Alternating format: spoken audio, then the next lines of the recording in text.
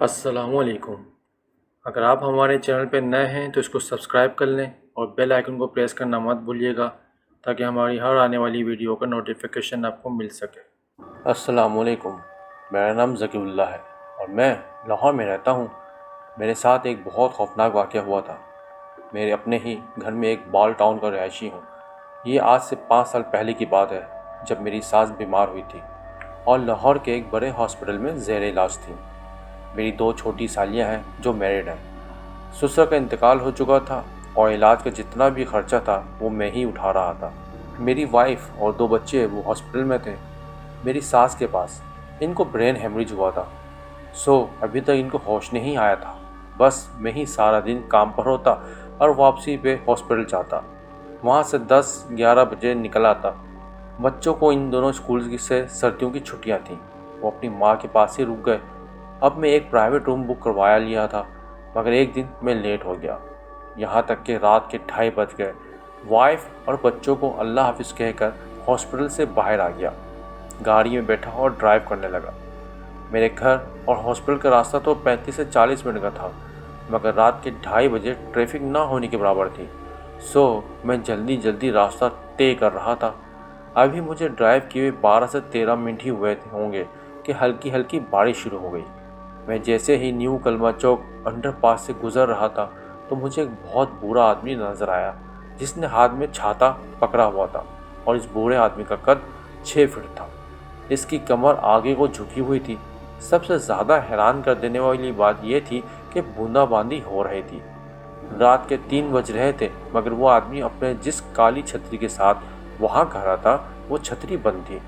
اب میں اس آدمی کا مزید حلیہ بتاتا چلوں کہ اس کی سفید داڑھی تھی، سفید شلوار قمیض کی جو اتنی نئی تھی کہ جیسے اس آدمی نے آج ہی نیا سوٹ زیب تن کیا ہو۔ اس نے کالا چشمہ پہنا ہوا تھا۔ اس کے پاؤں میں پرانے زمانے کا خصہ تھا، چمڑے کا جو براؤن کلر کا تھا۔ مجھے اس لیے یہ خصہ کلک کیا کہ یہ خصہ میرے ابو کے دادا پہنا کرتے تھے، اور اس کے بعد میرے دادا وہی اسی طرح کا چمڑا کا خود ساختہ پہنا کرتے تھے۔ اپنے ابو کے دادا ابو کو تو میں نے تصویروں میں ہی دیکھا تھا، مگر اپنے دادا کو وہی خصہ پہنے چمڑے کا میں نے آج دیکھا۔ جب میں نے اس بزرگ کو دیکھا تو مجھے پھر سارا دماغ میں پکچرز آ گئی تھی۔ اس آدمی نے بند چھتری کے اشارے سے مجھے روکنا چاہا۔ اس آدمی میں اللہ جانے کیا کشش تھی، یہ کیا تھا کہ میں اچھی طرح بھلی اسپیڈ میں گاڑی ڈرائیو کر رہا تھا، مگر جب اس کے پاس پہنچا تو گاڑی کی اسپیڈ بھی کم کر دی، اور بالکل پاس پہنچنے پر میں نے گاڑی کو بریک لگا دی۔ ان کو دیکھنے لگا۔ ان کی عمر تقریباً 90 سے 95 برس ہوگی۔ وہ مجھ سے 1 فٹ دور تھے اور بارش میں ایسی بھاری اور کلیئر آواز سے مجھے بولے، مجھے آگے تک چھوڑ دو گے؟ شکل و صورت اور حلیے سے کوئی مشکوک تو نہیں لگ رہے تھے۔ میں نے کہہ دیا کہ آئیے بیٹھیے۔ اچھا، وہ گاڑی میں بیٹھے اور میں نے محسوس کیا کہ گاڑی بہت زیادہ وزنی ہو گئی ہے۔ اس بوڑھے انکل سے عجیب سی خوشبو آ رہی تھی جو پوری گاڑی میں پھیل گئی۔ میں نے گاڑی میں ہیٹر آن کیا ہوا تھا، اس کے باوجود گاڑی میں مجھے اچانک بہت ٹھنڈ لگنے لگی۔ خیر، میں گاڑی چلاتا گیا اور 5 منٹ خاموشی کے بعد میں نے ان کو پوچھا، کیا آپ اس وقت یہاں اکیلے، وہ بھی بارش میں، کسی کا انتظار کر رہے تھے؟ تو انہوں نے جواب دیا، ہاں، تمہارا۔ میں ان کو دیکھ کر خاموش ہو گیا۔ پھر میں نے اگلا سوال کیا، آپ کو کہاں جانا ہے؟ وہ بولے، جہاں تم جا رہے ہو۔ میں نے پوچھا، جی؟ میں سمجھا نہیں۔ وہ بولے، وینس فیکٹری تک جانا ہے، اور یہ تو میرے گھر کے بالکل قریب تھی۔ ان فیکٹری کے ساتھ والی بڑی سی کشادہ گلی کے اندر ہی تو میرا گھر تھا۔ میں خاموش ہو گیا۔ اب میں ان کو بغور دیکھنے لگا۔ ان کی ٹانگیں اس قدر لمبی تھی کہ وہ سیٹ پر بامشکل پورے آ رہے تھے، اور کمر ان کی مکمل نیچے جھکی ہوئی تھی کہ کار کی فرنٹ اسکرین ہارڈلی وہ دیکھ پا رہے تھے۔ وہ اس قدر ضعیف تھے کہ ان کے ہاتھوں اور بازو پر سفید بال ہی بال تھے، ایک نارمل بندے سے زیادہ بال تھے۔ پھر 10 منٹ مکمل خاموشی کے بعد وہ صاحب بولے، راستے سے گلاب کے پھول لینے ہیں۔ میں نے ان کو دیکھا اور کہا، بابا جی، رات کے 3:15 بجے کون سے پھولوں کی دکان کھلی ہوتی ہے، اور آپ نے پھولوں کو کیا کرنا ہے؟ وہ بس اتنا بولے، کر رات ایک مہمان آ رہا ہے، بس اس کے استقبال کے لیے پھول چاہیے۔ یہ کہہ کر وہ مکمل خاموش رہے اور کچھ نہ بولے کہ 5 منٹ 7 سیکنڈ ہی ہوئے ہوں گے کہ اس کے بعد میں نے ایک چھوٹے لڑکے کو گلاب کے پھولوں کی ٹوکری سر پر اٹھائے دیکھا، اور وہ ہمیں ایسے دیکھ رہا تھا کہ جیسے اس کو ہمارا ہی انتظار ہو۔ میں نے گاڑی روکی۔ اس نے میری بجائے دوسری طرف جا کے اس بوڑھے آدمی کی جھولی میں گلاب کے پھول گرا دیے اور خود بہت تیزی سے میری آنکھوں کے سامنے سے غائب ہو گیا۔ یہ گلاب کے پھول بہت عجیب سے تھے۔ ان کا سائز عام گلاب کے پھولوں سے ڈبل تھا اور ان سے بہت ہی تیز خوشبو آ رہی تھی۔ پھر بوڑھے آدمی نے اپنا کالا چشمہ اتارا اور پھول سونگھے۔ تب میری نظر جو اس کی آنکھوں پر پڑی تو مجھے ڈر سا لگا کہ ان کی آنکھوں کے آگے جو اسکن تھی شاید وہ نابینا تھے۔ مجھے کچھ بھی سمجھ نہیں آ رہا تھا۔ میں اتنا کنفیوز ہو گیا کہ میں نے گاڑی کی اسپیڈ تیز کر کے سیدھا وینس فیکٹری کے آگے جا کے روکی اور ان کو کہا کہ آپ کی منزل آ گئی ہے۔ وہ بوڑھا آدمی بولا منزل تھوڑی آگے ہے۔ پھر انہوں نے اسی کشادہ گلی کی طرف اشارہ کیا جو وینس فیکٹری کے بالکل ساتھ ہے۔ اب اس گلی میں تو میرا گھر تھا۔ میں نے گاڑی آگے اندر گلی کو موڑی اور چلانے لگا۔ اس فیکٹری کے بالکل پیچھے ایک بہت بڑا اور پرانا قبرستان ہے جس کی ہماری گلی میں ایک باؤنڈری کھلتی ہے اور اس کی کوئی دیوار نہیں بنائی ہوئی۔ قبریں صاف نظر آتی ہیں۔ مطلب وینس فیکٹری کے ساتھ والی کشادہ گلی میں ایک طرف بغیر دیوار کی قبرستان ہے جس کا نام شہنشاہ قبرستان ہے۔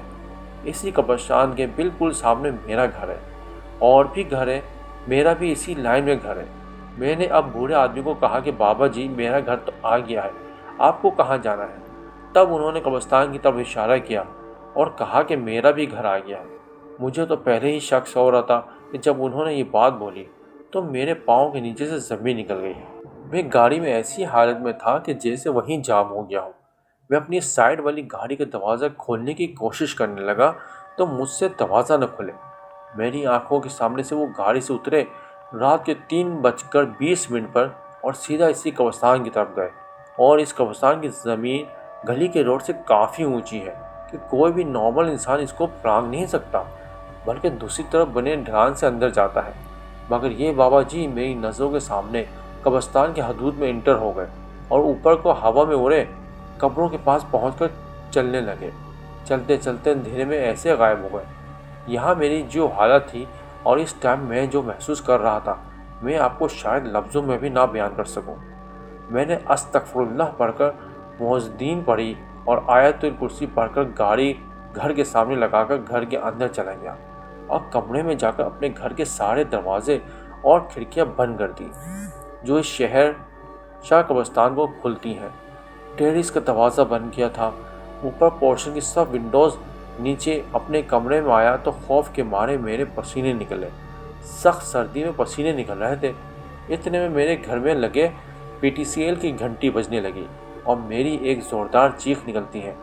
میں دل تھام کر فون اٹھاتا ہوں تو میری وائف کہتی ہے کہ آپ کو کب سے موبائل پر کالز کر رہی ہوں، آپ کال اٹینڈ ہی نہیں کر رہے۔ امی کی رپورٹس کے فائل تو آپ کی گاڑی میں ہی رہ گئی۔ صبح ڈاکٹرز کا راؤنڈ ہے تو میں ان کو کیا دکھاؤں گی؟ اب بیوی کی آواز سنی تو میں تھوڑا سا ریلیکس ہوا اور اس سے تفصیلاً بات کرنے لگا۔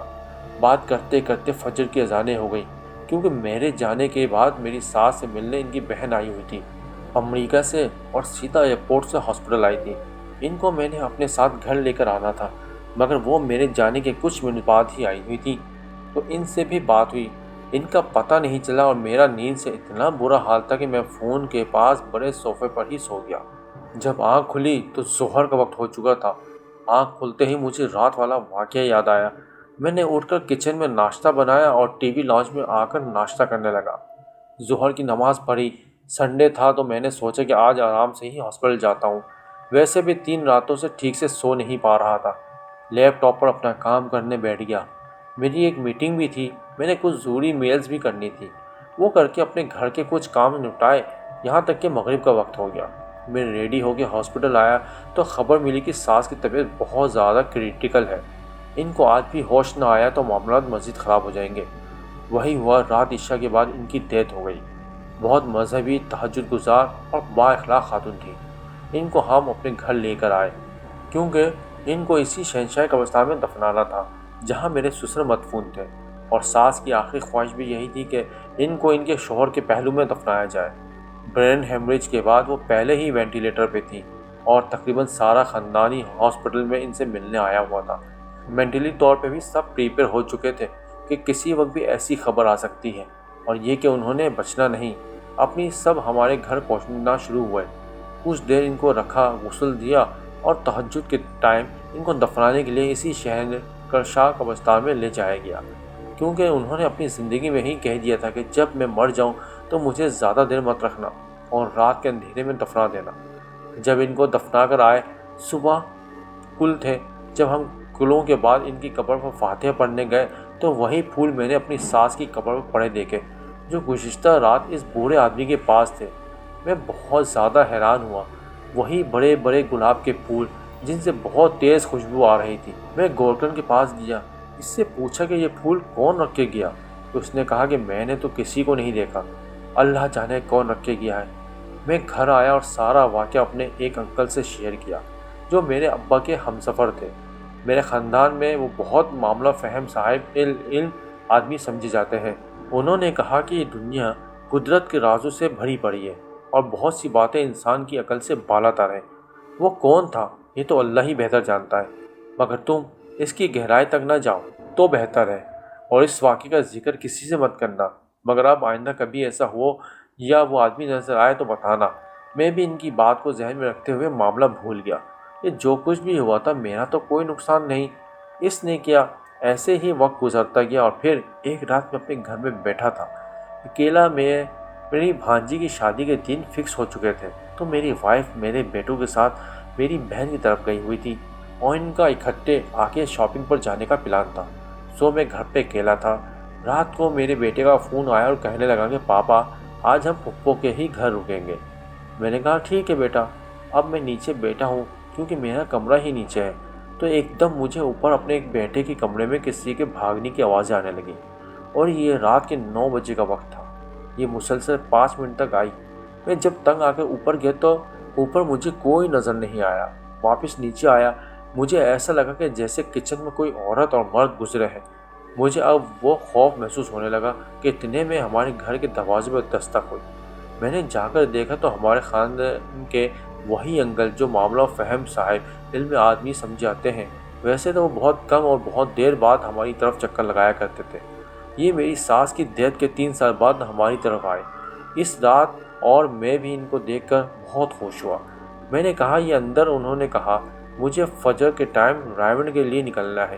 یہ تبلیغی جماعت کے ساتھ بھی جایا کرتے تھے، تو کچھ بھی دیر سے کرنے آئے تھے۔ میرے لیے تو وہ تازہ ہوا کا جھونکا بن کر آئے تھے، کیونکہ اس وقت میں گھر میں بہت خوف محسوس کرنے لگا تھا، اور میں خوش تھا کہ مجھے بہت اچھے انسان کی کمپنی مل گئی۔ ان کو آئے 20 منٹ ہو چکے تھے کہ وہ میرے کمرے سے نکل کر پورے گھر میں گھومنے لگے، کبھی اوپر جائیں کبھی نیچے اسٹور میں، پھر اوپر ٹیرس میں گئے اور فائنلی میرے کمرے میں آئے اور کہنے لگے اللہ نے تجھے بچا لیا، تو جتنا بھی ہو سکے غریب لوگوں کو کھانا کھلایا کر، اور تو بہت بڑی مصیبت سے بچا ہے، یہ تو نہیں جانتا، نہ اندازہ کر سکتا ہے۔ میں نے پریشانی میں پوچھا انکل جی ہوا کیا، بتائیں تو صحیح۔ اب وہ انکل بولے کہ تمہارے گھر میں کسی نے تازہ کالا جادو کیا ہے، اور آج پہلا وار ہے اس کا۔ وہ سب غلیظ تمہارے گھر آ کر جمع ہونا شروع ہوئے ہیں۔ ان کو آئے ابھی 1 گھنٹہ بھی نہیں ہوا، میرے تو ہاتھ پاؤں پھولنا شروع ہو گئے، اور میں نے پوچھا کہ وہ کون ہے جس نے یہ سب کروایا ہے؟ انکل بولے نام جان کر تم کیا کر لو گے، میں ان کو آج ہی بھیجتا ہوں واپس، اپنے ساتھ لے کر جاؤں گا، تم فکر نہ کرو، بس نماز کی پابندی تم نے لازمی کرنی ہے اور قرآن پاک کی تلاوت بھی۔ میں نے کہا کہ انکل وہ سب تو ٹھیک ہے، مگر مجھے پتہ تو چلے یہ سب کس نے کیا ہے، سو میں اس سے بچ کر رہوں۔ انکل خاموش ہو گئے اور میرے ڈرائنگ روم میں بیٹھ کر کچھ پڑھنے لگے، پھر غائبانہ کسی سے باتیں کرنے لگے، اور میں خاموشی سے ان کی گفتگو سننے لگا، کیونکہ وہ مجھے تاکید کر کے گئے تھے کہ کچھ بھی ہو میں بیچ میں نہیں بولوں گا۔ سو میں بھی انکل کو خاموشی سے صوفے پر بیٹھا سن رہا تھا اور دیکھ بھی رہا تھا۔ انکل نے پوچھا کہ تم سب لوگ کون ہو، کہاں سے آئے ہو، اور کس نے تمہیں بھیجا ہے؟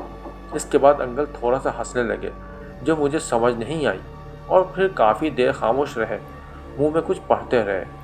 16-17 منٹ ایسے ہی گزرے ہوں گے کہ انہوں نے آنکھیں کھول کر میری طرف دیکھا اور کہنے لگے کہ تم نے جس انسان کو قرض دیا تھا اس سے واپس مت لینا۔ پھر میں نے پوچھا کہ اس نعمان بھائی کا اس نے کیا تعلق واسطہ ہے؟ انکل بولے وہی تو ہے اس سب معاملے کے پیچھے۔ کچھ لوگ ایسے احسان فراموش اور ناقدرے ہوتے ہیں جن سے دور رہنے میں ہی آپ کا سکون ہے۔ اب میں آپ کو حقیقت بتاتا چلوں کہ نعمان بھائی میرے دوست کا دوست تھا، جس کو میں نے مجبوری میں قرض دیا۔ میں نے کئی لوگوں سے سنا تھا کہ وہ بہت کم ظرف انسان ہے، اس لیے کوئی اس کی مدد نہیں کرتا، مگر میں نے پھر بھی اس کی مدد کی۔ اور 2 سال بعد میں اپنے پیسوں کو تقاضا کیا تو وہ پہلے تو خاموش رہا، پھر پیسے مانگے تو وہ لڑا اور بعد میں آ کر مکر گیا۔ میں نے بھی کہا کہ میں پولیس کو بلوا لوں گا، ایسے کیسے تم میری رقم ہڑپ کر سکتے ہو؟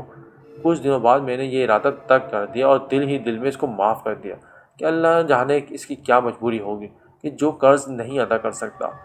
پولیس والی بات تو میں نے ویسے ہی کہہ دی تھی۔ اس بات کے ٹھیک 1 ہفتے بعد نومی گھر آیا مجھ سے معافی مانگنے اور چلا گیا۔ اب وہ گھر میں میری ہی استعمال میں کوئی چیز لینے آیا تھا، معافی مانگنے کے بہانے، کیونکہ اس کا دل صاف نہیں ہوا تھا میری طرف سے اپنی۔ پھر میں نے وہی کیا جو انکل نے مجھے کہا، اور ساتھ ہی میں نومی کے گھر گیا، اس سے معافی مانگی اور واپس آ کر ہمیشہ کے لیے اس کو بلاک کر دیا۔ آپ نے نہ صرف موبائل سے بلکہ اپنی زندگی سے بھی۔ میں نے اللہ کے بعد انکل کا بہت زیادہ شکریہ ادا کیا جو میرے لیے رحمت کا فرشتہ بن کر آئے تھے۔ اس دوسرے واقعے کے بعد پھر کافی دیر میرے ساتھ کوئی ایسا ایکسیڈنٹ نہیں ہوا، اور پھر 15 فروری کو میں عشاء کے بعد اپنی چھت پر گیا کیونکہ ہماری پانی کی ٹینکی میں کوئی پرابلم ہو گئی تھی اور اس کا ہینڈل والا کام نہیں کر رہا تھا۔ میں موبائل بیٹری کی ٹار سے چھت کی سب سے اوپری حصے میں گیا اور وہاں ٹینکی چیک کرنے کے بعد کھڑا رہا۔ میری نظر سامنے شہنشاہی قبرستان میں پڑی تو مجھے وہی بوڑھا آدمی نظر آیا جس نے وہی بند چھتری اپنے ہاتھ میں پکڑی ہوئی تھی، اور وہ ایسے کھڑے تھے اور مجھے ہی دیکھ رہے تھے۔ میرے سامنے وہ آگے کو بڑھے ہیں اور پھر غائب ہو گئے۔ یہ سب صرف 5 سیکنڈ کے اندر ہوا۔ اس بار مجھے ان سے ڈر محسوس نہیں ہوا جتنا پہلی بار ایکسپیرینس میں ہوا تھا، مگر میں نے اس بات کا ذکر نہ تو اپنے وائف سے کیا اور نہ بیٹوں سے۔ مجھے ہماری فیملی کے انہی انکل نے یہ بات بھی بتائی تھی کہ جب کالے جادو کے بعد یہ ہوائی چیزیں اور جنات میرے گھر انٹری کر رہے تھے تو میرے انکل نے اسی بوڑھے آدمی کو ان سب جنات سے لڑتے ہوئے دیکھا تھا۔ وہ میرے گھر میں ان کو داخل نہیں ہونے دے رہے تھے۔ ابھی بہت کم تعداد میں یہ ناپاک چیزیں انٹر ہوئی تھیں۔ اسی بوڑھے آدمی نے میری مدد کی۔ اس بات کے لیے میں بھی ان کا شکر گزار ہوں، اور شاید اسی وجہ سے اس بار مجھے ان سے ڈر نہیں لگا تھا۔ مگر مجھے یہ نہیں سمجھ میں آتی کہ وہ کون ہے، کوئی جن ہے، ولی ہیں، نیک مخلوق ہیں، آخر وہ ہیں کون؟ یہ سوال آج بھی مجھے ستاتا ہے۔